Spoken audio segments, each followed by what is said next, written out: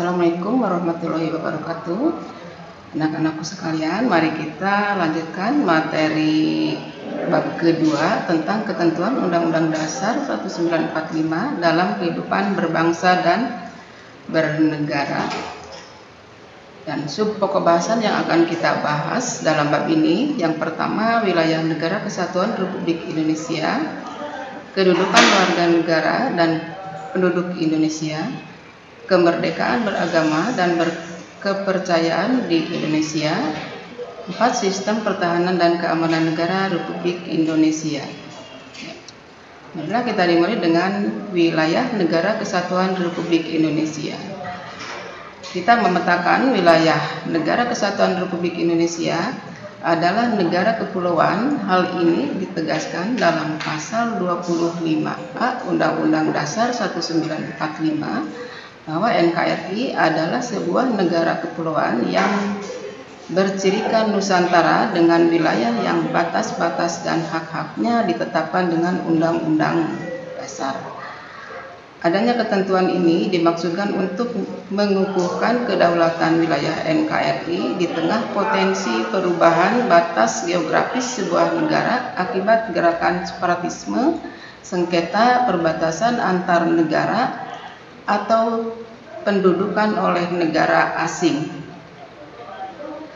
Sekarang kita lanjutkan ke bagian Nusantara. Nusantara adalah istilah yang digunakan untuk menggambarkan ketentuan wilayah perairan dan gugusan pulau-pulau di Indonesia yang terletak di antara Samudra Pasifik dan Samudra Indonesia, serta di antara benua Asia dan benua Australia. Kesatuan wilayah tersebut juga mencakup 1. Kesatuan politik, kesatuan ekonomi, kesatuan sosial, budaya, dan kesatuan pertahanan dan keamanan.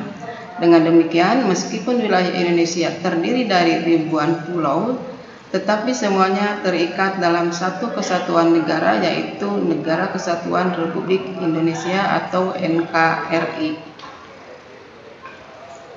Dan menurut Deklarasi Juanda tanggal 13 Desember 1957 bahwa segala perairan di sekitar, di antara dan yang menghubungkan pulau-pulau yang termasuk dalam daratan Kepulauan Indonesia atau Republik Indonesia dengan tidak memandang luas atau lebarnya adalah bagian yang wajar dari wilayah daratan negara Republik Indonesia, dan dengan demikian merupakan bagian daripada perairan pedalaman atau perairan nasional yang berada di bawah kedaulatan NKRI. Kita lanjutkan ke proses pengakuan negara Indonesia sebagai negara kepulauan. Yang pertama, tanggal 13 Desember 1957 bahwa Deklarasi Juanda yang mengubah batas laut teritorial yang semula 3 mil laut menjadi 12 mil laut yang diukur dari garis yang menghubungkan titik terluar pulau-pulau Indonesia. Dan 2. Tahun 1982 pengakuan adanya Konvensi Hukum Laut PBB, yaitu yang ditandatangani di Montego Bay, Jamaika pada tahun 1983. 3. 1985 adanya ratifikasi UNCLOS 1985 dengan diterbitkannya Undang-Undang Nomor 17 Tahun 1985.